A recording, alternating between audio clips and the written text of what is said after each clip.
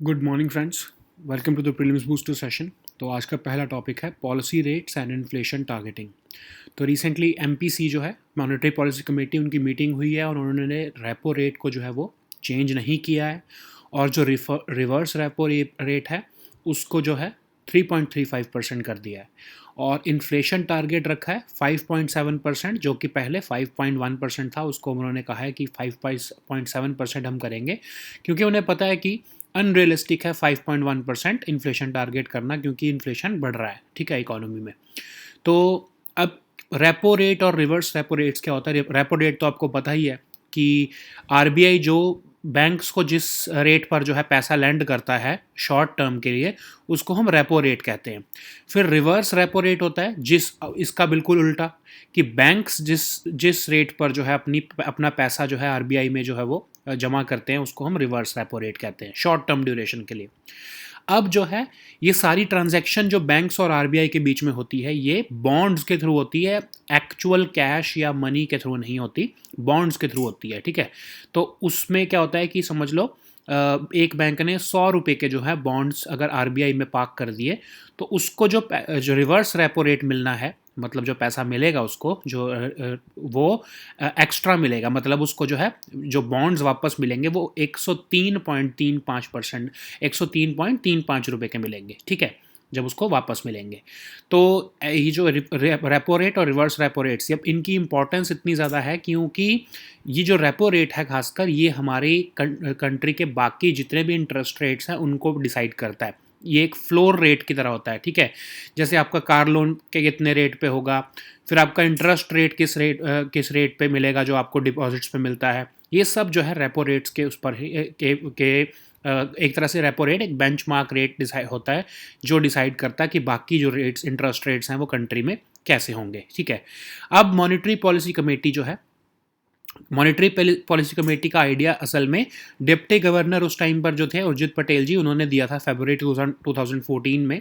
और अब इसमें एमपीसी के अंदर जो है 6 मेंबर्स होते हैं, जिसमें जिनका मेन टारगेट क्या होता है कि इन्फ्लेशन को जो है वो बना के रखना, इन्फ्लेशन को जो है वो मेंटेन करके रखना, ठीक है।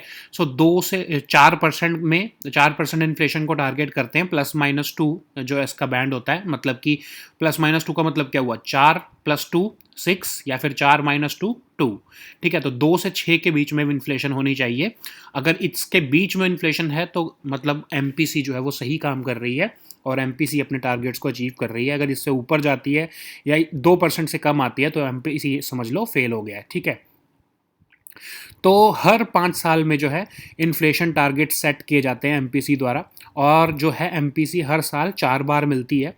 और इसमें जो है कमेटी में 6 मेंबर्स होते हैं, 3 मेंबर्स होते हैं आरबीआई के, जिसमें से एक गवर्नर होते हैं आरबीआई के, एक डिप्टी गवर्नर होते हैं जो कि मॉनेटरी पॉलिसी के इंचार्ज हैं, और एक एग्जीक्यूटिव डायरेक्टर होते हैं।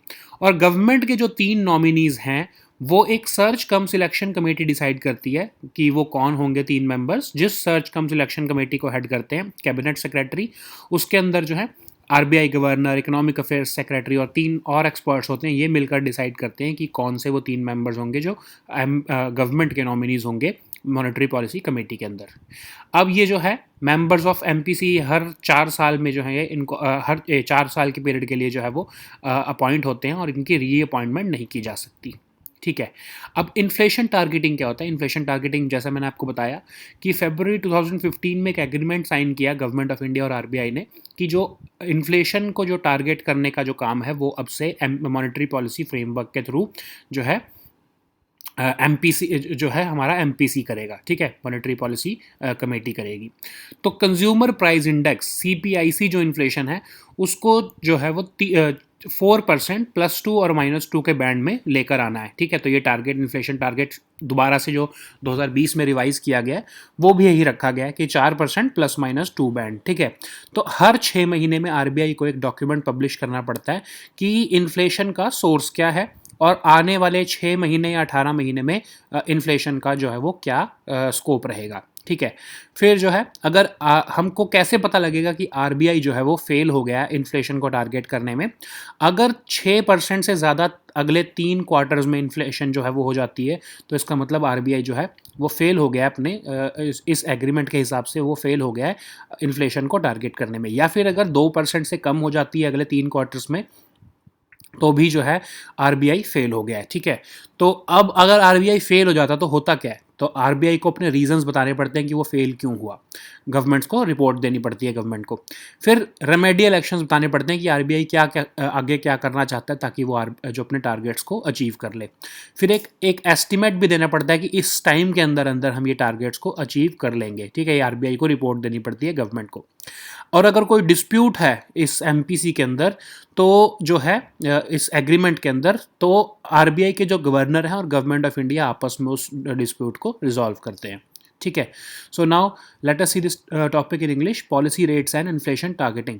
So recently the monetary policy committee met and it has kept the key policy rate, that is the repo rate, unchanged at 4%, and it has changed the reverse repo rate to 3.35%. The inflation target has been revised from the earlier target of 5.1% to now 5.7%. Okay, but of course there is a silver lining that this RBI has maintained that India will grow at the rate of 9.5% of GDP. Okay, so what is this repo rate and what is this reverse repo rate? Let us see that. So repo rate is the rate at which the RBI lends money to the banks, and reverse repo rate is the rate at which the banks can deposit their money with the RBI for, of course, short durations. So these both repo rate and reverse repo rates are very important for the economy. So basically this repo rate serves as the benchmark rate for all the other interest rates in the economy. So how much will you pay for for your car loan, or how much you will earn from on a fixed deposit, everything is linked to this repo rate. So if the government or if the RBI decides to change this repo rate, it will have an impact on almost all components of our monetary policy. So what is the significance of this repo rate? So through this repo rates, the government or the monetary policy framework or of the RBI, that is the Monetary Policy Committee, it decides to inject or scoop out liquidity from the economy. Okay, so if the repo rate is increased, then what it means that the RBI is taking money out of the system of the economic system. Or if the repo rate is decreased, then it means that the RBI is pushing money or pushing liquidity in the economy. Okay, so what is the significance of this? What is the Monetary Policy Committee? Let us see about that also. So RBI had appointed a committee led by Deputy Governor Urjit Patel in February 2014, and it suggested the idea of a Monetary Policy Committee, and based upon that idea, this Monetary Policy Committee was formed, and it is a 6-member panel, and it has the sole objective of maintaining inflation targets. Okay, so these inflation targets are set for every 5 years. Like last year, the inflation targets was revised because it was first identified in 2015. So after it completed 5 years in 2020, the inflation targets were revised to revised again. Okay, but of course the inflation targets remain same even for the next 5 years, that is the 4 plus minus 2 band. So this MPC, this committee, meets 4 times a day, and out of these 6 members, the government nominates 3 members, the RBI has the other 3 members. Okay, so RBI chairs this committee, but of course the RBI governor chairs this committee, but RBI governor does not have any veto power in this committee's decisions. Of course, he has a casting vote, that is in case of a tie, he can vote as a he can make a casting vote to make decisions. And the other three members of the apart from the three members of RBI, that is the governor, the deputy governor of RBI, which is who is in charge of the monetary policy, and an executive director of the central bank, the other three members of the committee, which are the government nominees, they are decided by a search cum selection committee under the cabinet secretary, with RBI governor and economic affairs secretary and three experts in this selection committee to suggest that who will be the other three members in this monetary policy committee who will act as the members of the government. Okay, so these members of the MPC, they can be appointed for a period of 4 years and they are not eligible for reappointment. So what is this inflation targeting?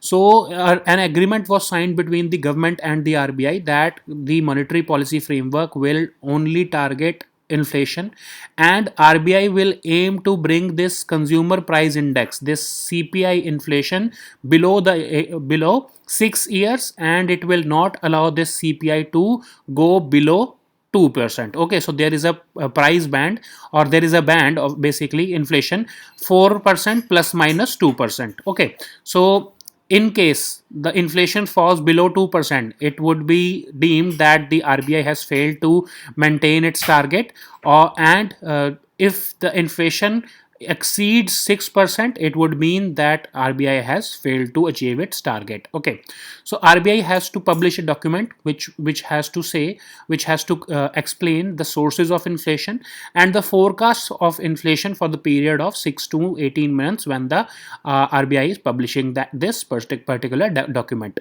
Okay, so how would we know that RBI has failed to achieve its targets of inflation?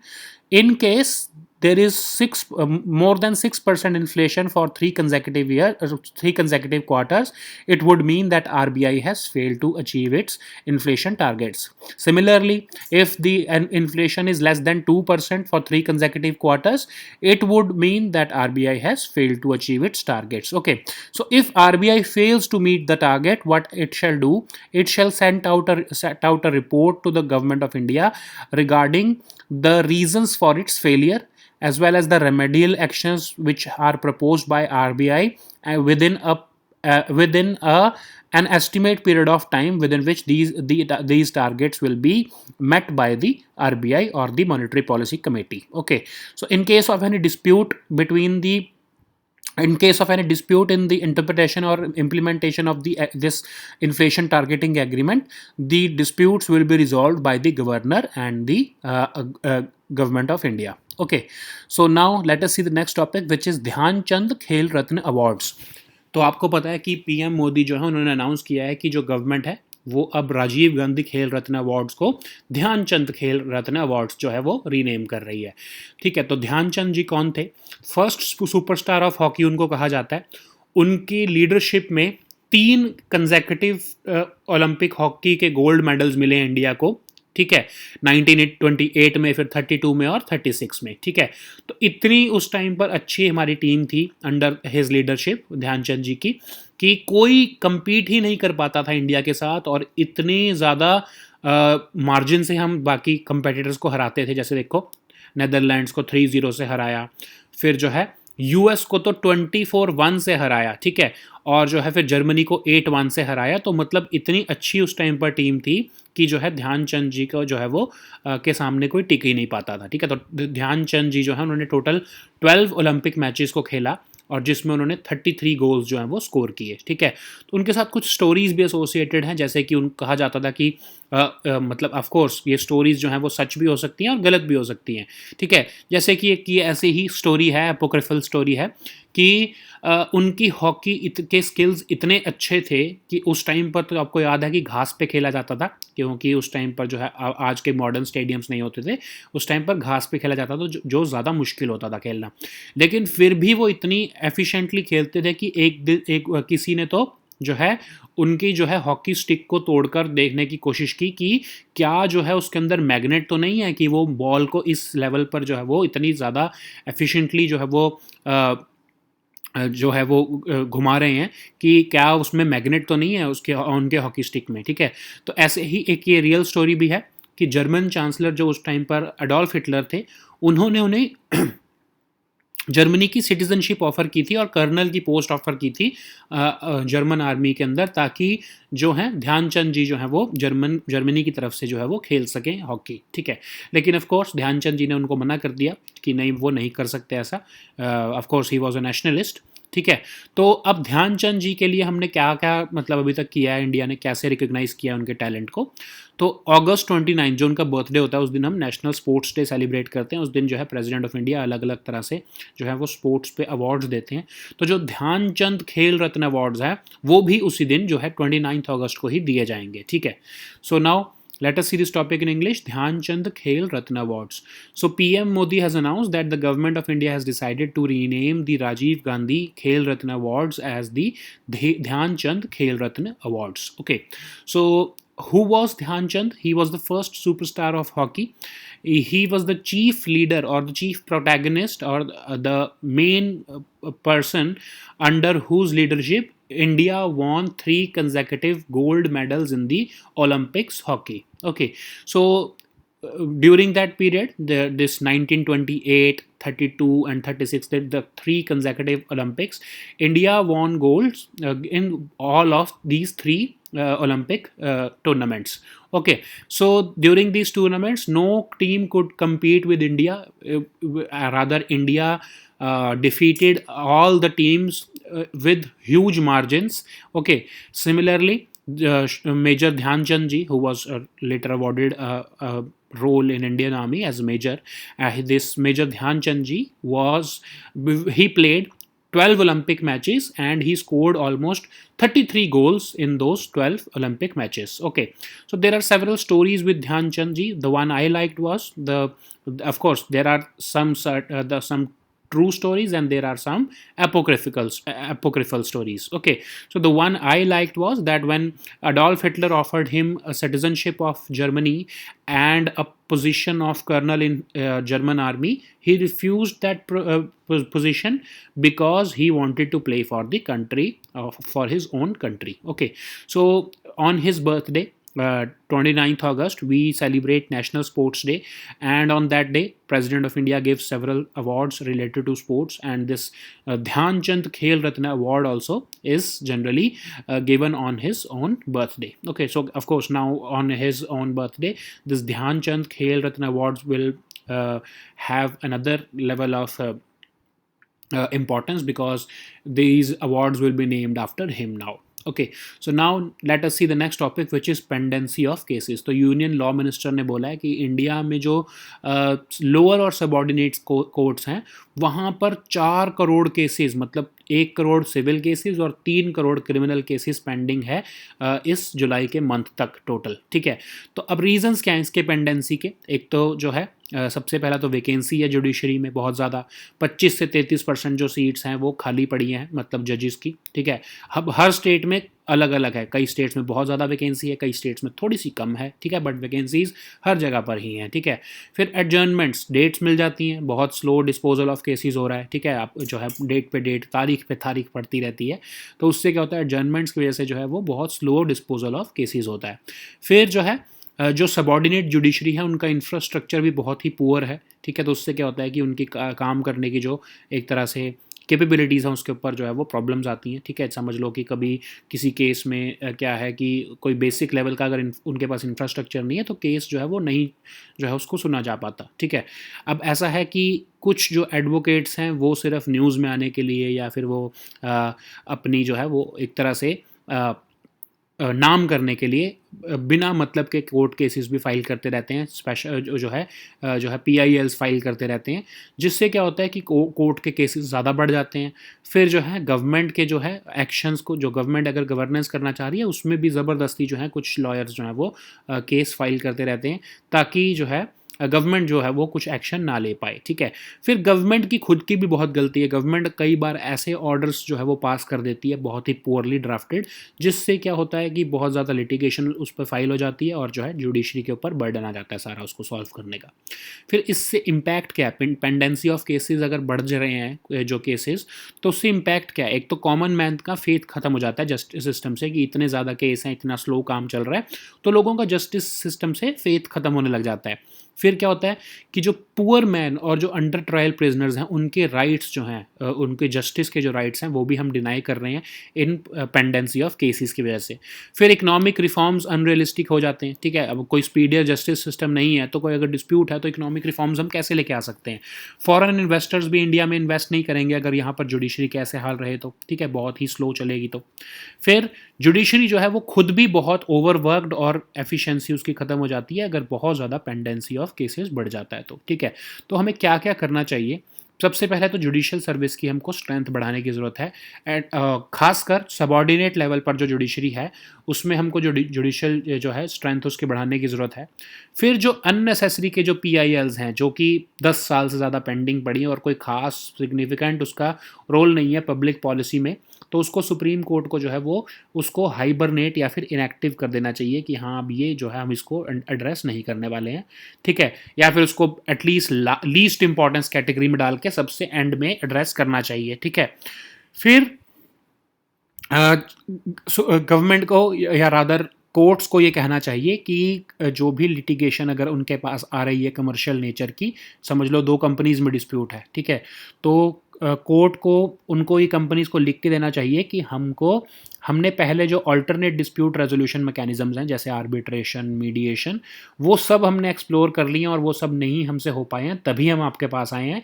ऐसा नहीं कि सीधा तुम 2 companies में अगर कोई dispute हो रहा है वो सीधा ही कोर्ट में चल पड़े, उनको पहले बाहर जो है और अल्टरनेटिव मैकेनिज्म्स भी जो हैं आपस में डिस्प्यूट को रिजॉल्व करने के लिए उसको एक्सप्लोर करना चाहिए, ठीक है।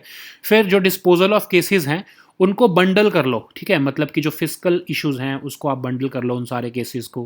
फिर जो एडमिनिस्ट्रेटिव केसेस हैं उनको आप बंडल कर लो, ठीक है। फिर जो समझ लो सिविल कुछ जैसे फैमिली टाइप जो केसेस हैं, पर्सनल केसेस हैं जैसे मैरिज के, डिवोर्स के, तो उनको आप बंडल कर लो, ठीक है। तो उससे क्या होगा, स्पेसिफिक ऐसे कोर्ट्स जो बना दो जो कि इन केसेस को जो है वो जो है कलेक्टिवली भी एड्रेस कर सकें, ठीक है। So now let us see this topic in English. Pendency of cases. So, Union Law Minister has informed the Parliament that there are almost 4 crore cases, 1 crore civil cases, and nearly 3 crore criminal cases which are pending in the lower and subordinate courts of the country as of July 30th, 2021. Okay, so what are the reasons of this huge pendency of cases? The first one is of course vacancy in the judiciary. We all know that the vacancy in judiciary is so huge that the rate may vary from state to state, but of course there are vacancies in the judiciary. Okay, so from 25% to 33% there are several vacancies in our state judiciaries or subordinate courts, and we have to address this judicial vacancies to address the issue of pendency of cases. So there are also adjournments. Okay, so because of these adjournments there is very slow disposal of cases, and what happens is people generally take adjournments, and these lawyers or take adjournments for unsubstantiated reasons, and it delays the disposal of cases and it leads to piling up of more and more cases, and this pendency of cases increase. So the next also is a poor state of subordinate judiciary. We do not have enough enough infrastructure, or the basic at least infrastructure in these subordinate judicial courts, and poor working conditions in these district courts are also hampering the working of this subordinate judiciary, and that's why as more and more cases are being filed but the disposal of cases remains slow. That's why these pendency is rising. There are also concerns about filing of too many court cases. Sometimes the lawyers are overactive, they just want to get into the picture, they want to create names, and that's why they file some preposterous cases in the judiciary just for their own name, and there are some elements, of course, in our lawyers that who want to hamper the working of the government, of course, because we have seen politicization of the bar councils, and because of this politicization we see that if one party is in power in a state, then the lawyers associated with the other party, the other political party, they file cases in the courts against the government, and these lawyers want to hamper the functioning of the governments, so because of political reasons. Okay, so there is also an issue of government litigation. Okay, so the governments are also responsible for increased pendency of cases, because sometimes they draft the government order so poorly that there is scope of litigation, and because of such litigation the pendency of cases rises. Okay, so what are the impacts of this pendency of cases? Of course, it reduces the trust of common man in the justice system. It denies them their due of justice. Okay, especially for the poor men and the under trial people, prisoners. The economic reforms become unrealistic. No foreign investor is willing to invest in the country because of poor judicial system. The judicial system itself becomes overworked and lose its efficiency in the light of huge pendency of cases. So what we can do, what must be done rather, so first of all, just increase the strength of judicial services, especially at the bottom of the pyramid, at the subordinate level, so that at least at the subordinate courts level we do not have vacancies.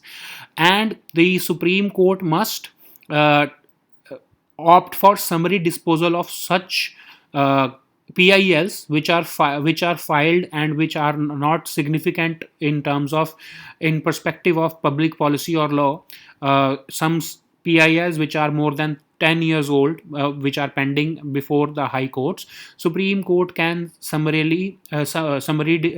can engage in summary disposal of all such hibernating PILs or inactivated PILs, so that to get rid of these pending cases. And there should be a mandate that it should be mandatory that the commercial disputes must explore the options of alternate dispute resolution mechanism. So in case two corporate companies are having a dispute, they must fully explore the options of alternate dispute mechanisms such as arbitration, mediation.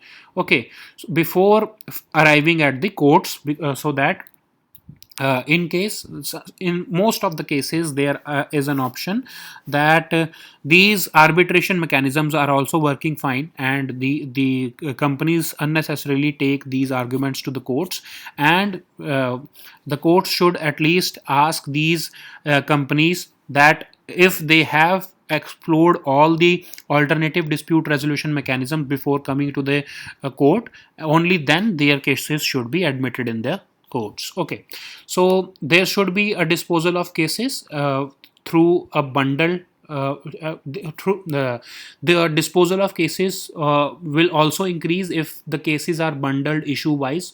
Like for example, I was giving you an example that personal issues like marriage and divorce, all such cases must be bundled into one, and should be a special court for that. Similarly, fiscal courts should be established to deal with the subjects which are related to money as well as the government related fiscal issues. Similarly, administrative courts can handle the issues related to administrative disputes. Okay, so summary disposal of such cases is possible using the bundled uh, uh, paradigms of the dispute resolution. Okay, so now let us see the next topic, which is काला पानी. तो recently जो है हमारी 50th जो है anniversary है हमारी इंडिया की जो बांग्लादेश लिबरेशन वॉर को जीतने की. तो एक स्वर्णिम विजय वर्ष विक्ट्री फ्लेम जो है उसको सेलुलर जेल जो है पोर्ट ब्लेयर में लेके जाया गया था. तो काला पानी जो है जिसको हम कहा जाता है सेलुलर जेल को, ये पोर्ट ब्लेयर में सिचुएटेड है. और वहाँ पर कुछ ये बहुत फेमस जो हमारे फ्रीडम फाइटर्स हैं उनको वहाँ पर जो है ब्रिटिश ने रखा था, जैसे वी.डी. सावरकर जी, बटुकेश्वर दत्त, युगेंद्र शुक्ला जी, फिर वीओ चिदम्बरम पिल्लाए जी. ठीक है, तो इन सबको यहाँ पर इम्प्रिजन किया गया था. तो इसकी पोर्ट ब्लेयर में जो ये काला पानी की जो सेलुलर जिसको हम सेलुलर जेल कहते हैं, तो वो इसलिए बहुत फेमस है और इसका रोल जो है वो हम इसको जो है वहाँ पर जो है विक्ट्री फ्लेम को वहाँ पर भी लेके गए हैं, क्योंकि हमारी जो नेशनल एक ये नेशनल मॉन्यूमेंट है और हम ये जो विक्ट्री फ्लेम है इसको कंट्री के अलग अलग पार्ट्स में लेके जा रहे हैं to celebrate this 50th anniversary celebrations, ठीक है। सो these are some these two topics, this Agalega Island and this Kala Pani, they are very small topics, so I'm covering it in Hindi in one go.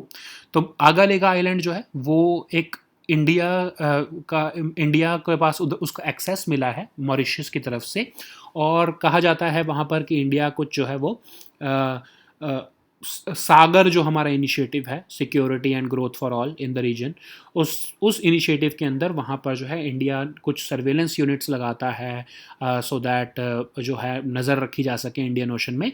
लेकिन एक Al Jazeera channel है, उनकी एक investigative report ने कहा है कि India वहाँ पर मिलिट्री बेस बना रहा है, जिसको मॉरिशस ने डिनाई कर दिया कि ये मीडिया रिपोर्ट गलत है। तो हमारे लिए इंपॉर्टेंट क्या है इसके अंदर, जो भी कंट्रोवर्सी है उससे तो हमें कुछ लेना देना नहीं है, लेकिन हमको ये पता होना चाहिए कि आगालेगा आइलैंड जो है वो मॉरिशस में लोकेटेड है और ये वहाँ से मेन लैंड पे नहीं है, ये 1000 किलोमीटर नॉर्थ में है मॉरिशस से, ठीक है ये मॉरिशस की टेरिटरी, ठीक है। So now let us see these both topics in English. So the first topic is Kala Pani. So as we are celebrating the 50th anniversary of India's victory in the 1971 Bangladesh Liberation War, we have taken the Swarnim Vijay Varsh victory flame to the cellular jail of Port Blair. It is also called as Kala Pani. So this Kala Pani is important for because it was a symbol of India's freedom struggle. Several freedom fighters such as V.D. Savarkar, Batukeshwar Dutt, Yogendra Shukla and V.O. Chidambaram Pillai, they were imprisoned in this Kala Pani jail, and because it is a national monument, we have taken this victory flame to that location also, and we are taking this victory flame to all such issues of all such places of national monument national importance. Okay, so now the next topic is Agalega Island. So Mauritius has denied a media report. Al Jazeera reported that this Agalega Island, which is situated in Mauritius, India is building a military base there. Okay, but Mauritius has denied that these reports are not true.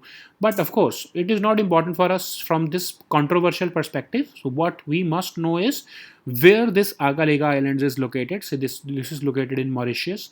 It is not a part of main island of Mauritius. It is 1000 kilometers north of Mauritius main island. Okay, so these were our topics for today. We'll meet next time on Monday. Until then, goodbye and take care.